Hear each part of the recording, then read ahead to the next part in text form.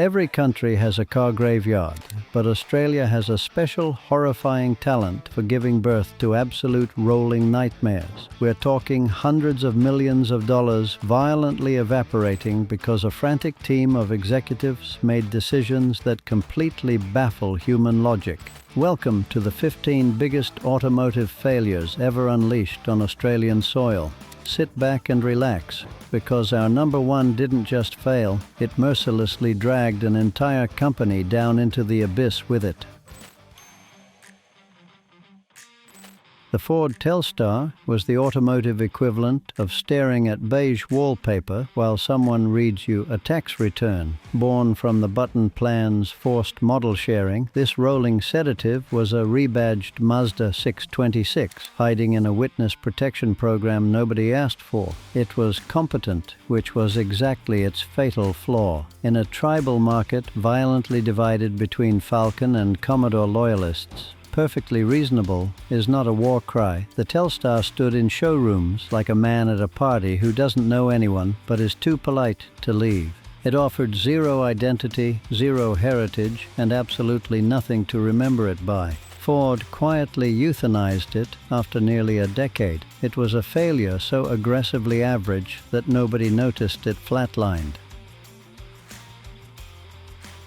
Holden unleashed the Cruze with starry-eyed ambition, boldly building it in South Australia to wage war against the bulletproof Corolla and Mazda 3. Then the apocalyptic reality set in. Timing belts violently detonated. Coolant mercilessly vomited across driveways. Electrical gremlins staged a full-blown mutiny. Forums lit up with the concentrated panic of traumatized owners. Buyers who still had PTSD from Holden's previous rebadged Daewoo disasters watched in horror as residual values threw themselves off a financial cliff so steep it had its own weather system.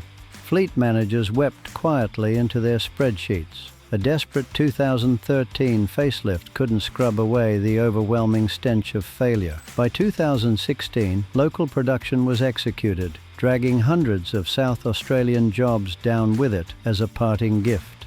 If you think a hemorrhaging radiator is bad, strap in. We haven't even reached the company that blew $700 million to produce one of the most visually offensive cars in Australian history, or the catastrophic corporate faceplant waiting at number one.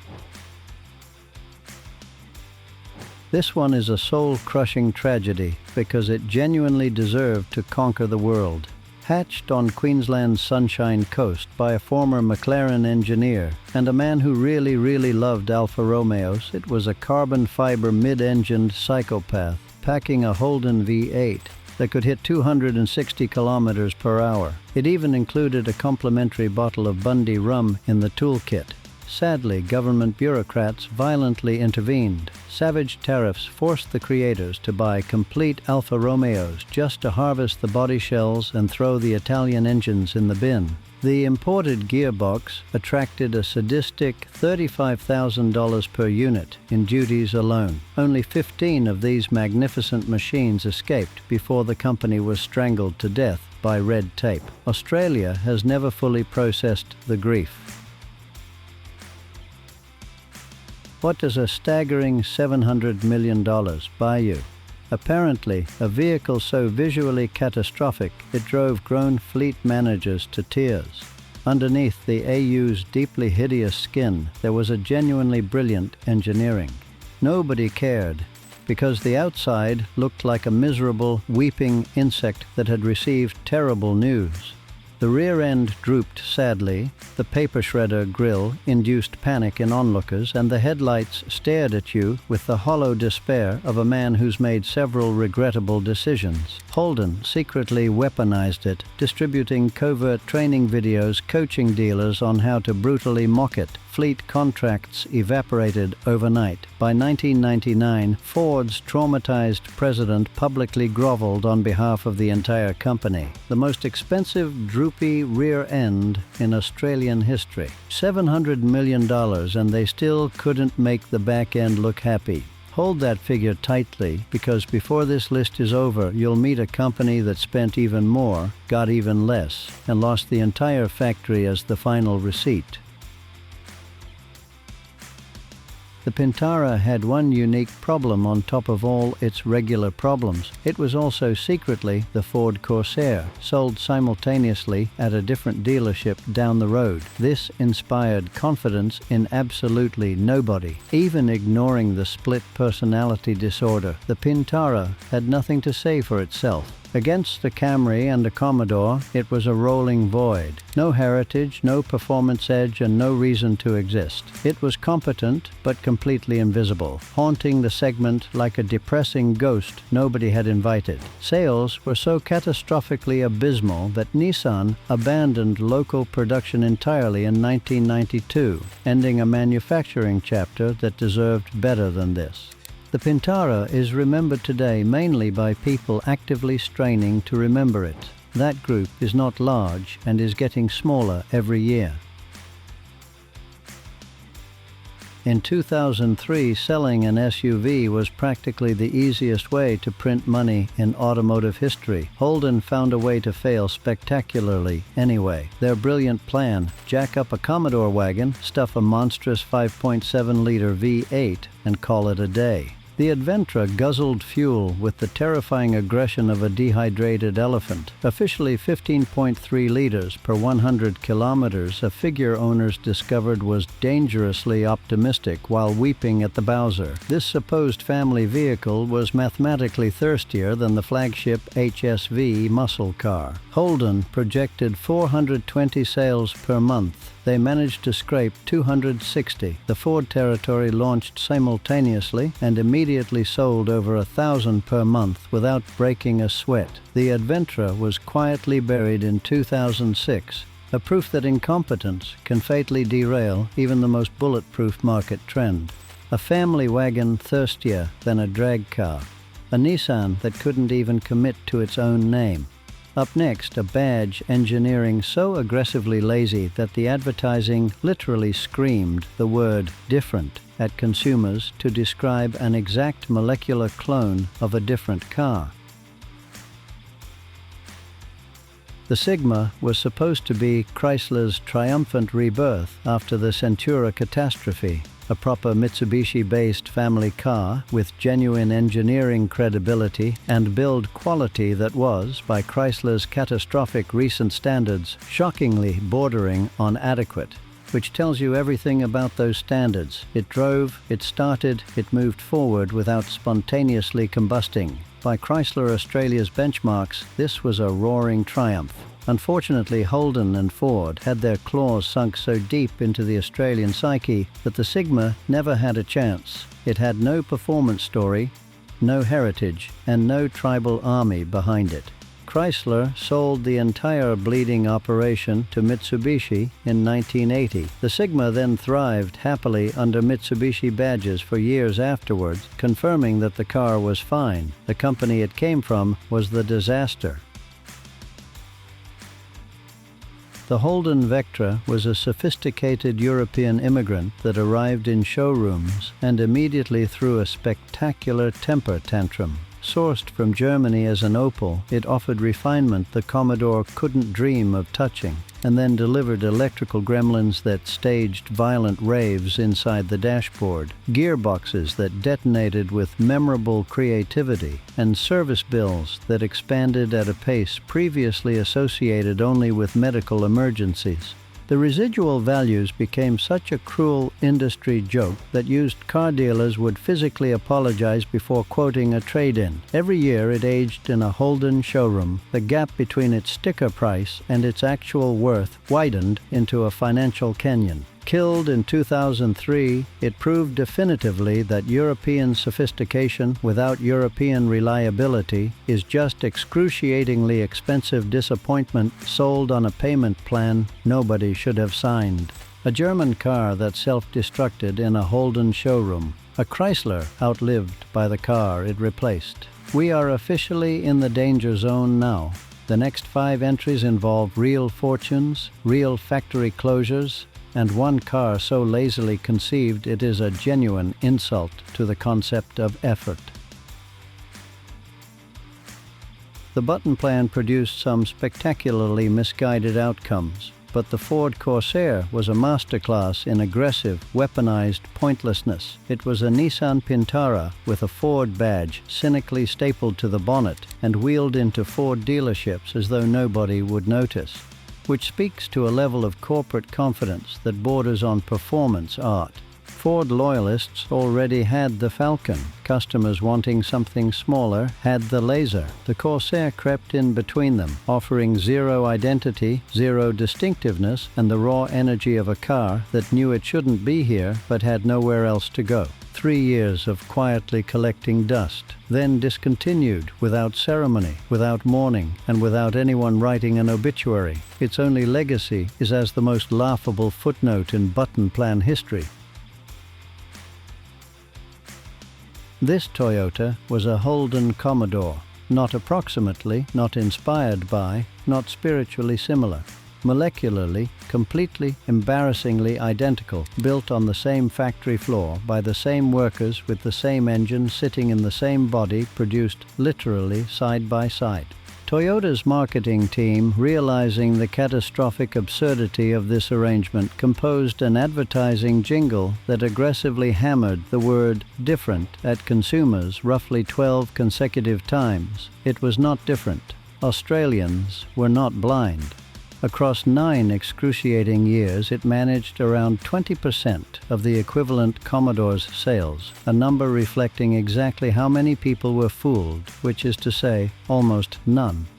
It existed purely because bureaucratic paperwork demanded it, and when the scheme mercifully collapsed in 1997, nobody shed a single tear. Now, the top 5. This is where the real carnage lives. We're talking factory closures, a convertible that functioned primarily as an indoor swimming pool, and a number 1 that made its own workers throw a party when it died. The Ford Capri was supposed to be Australia's great export triumph, a sleek convertible designed by Ghia, built in Broadmeadows, shipped to America wearing Mercury badges to seduce an unsuspecting public. Instead, it functioned as an extremely stylish indoor swimming pool. The soft top didn't leak gently. It poured.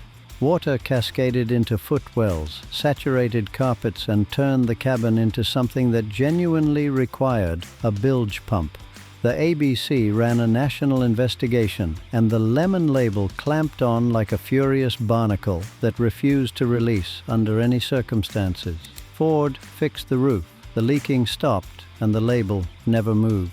Instead of the targeted 30,000 U.S. sales annually, they averaged around 11,000, while a pathetic 9,787 Australians bothered purchasing one. The Mazda mechanicals were genuinely bulletproof. Nobody cared because the roof had already drowned the reputation completely. Harold Lightburn mastered cement mixers, washing machines, and fiberglass boats before stubbornly deciding to inflict a car upon a world that hadn't asked for one. The Zeta's 324cc engine produced 16.5 horsepower, and Wheels magazine described its performance as virtually nil, which was frankly being generous. The engineering horror show continued further, because to reverse the driver was required to switch the engine completely off and restart it backwards, a process so deeply inconvenient it made passengers seriously reconsider whether the destination was worth visiting. While Holden's EH simultaneously sold 250,000 units, the Lightburn managed 363 total sales across 2 full years of production. Harold then spent years pitching follow-up designs to a universe that responded with complete, absolute silence. More of these exist in museums today than were ever sold in showrooms, which is a legacy of a very specific kind. 363 sales. The final 3 entries involve over $1 billion in combined losses, a car that dissolved before it reached the dealer, and a number 1 so catastrophic its own workforce celebrated the funeral.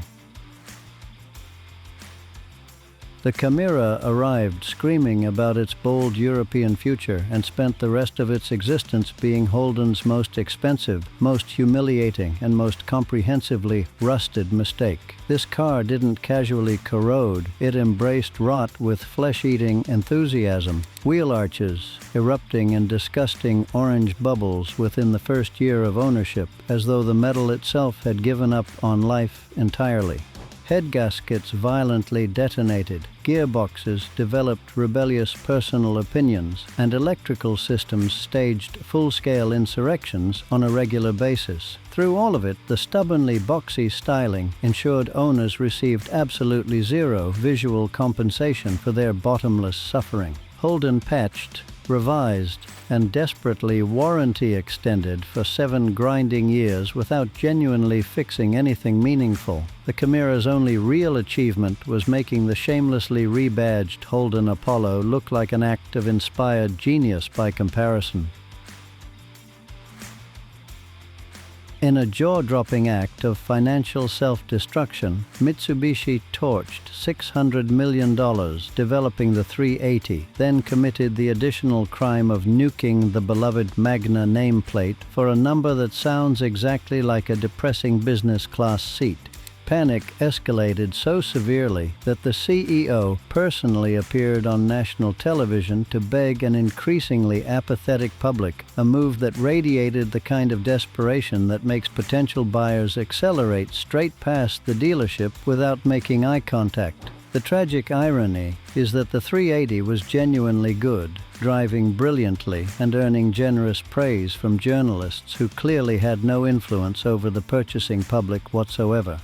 Australians had violently moved on from large front-wheel drive sedans, and no amount of CEO airtime was reversing that. The factory closed in February 2008, 930 jobs evaporated, and the last car sold at auction for $100,000 donated to charity.